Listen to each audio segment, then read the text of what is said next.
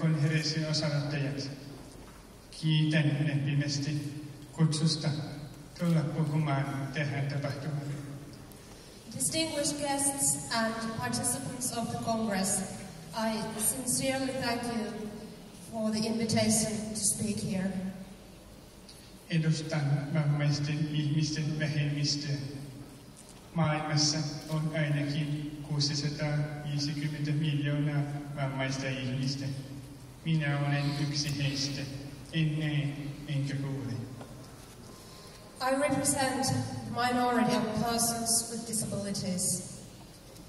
Today, there are at least 650 million persons with disabilities worldwide.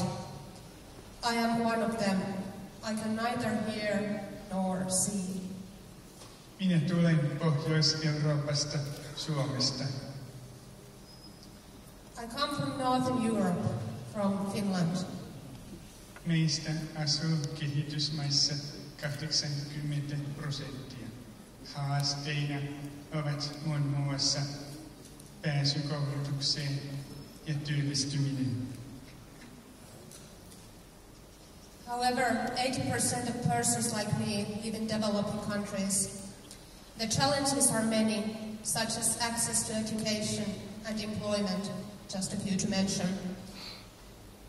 Kansainvälinen vammaisliike pyrkii edistämään vammaisten ihmisten itsenäistä elämää ja osallistumista yhteiskunnan toimintaan. Omalta osaltani teen tätä työtä olemalla vertaistukena ja rohkaisevana esimerkkinä toisille vammaisille henkilöille. The international disability movement strives for promoting independent living of persons with disabilities, as well as their participation in various activities in society.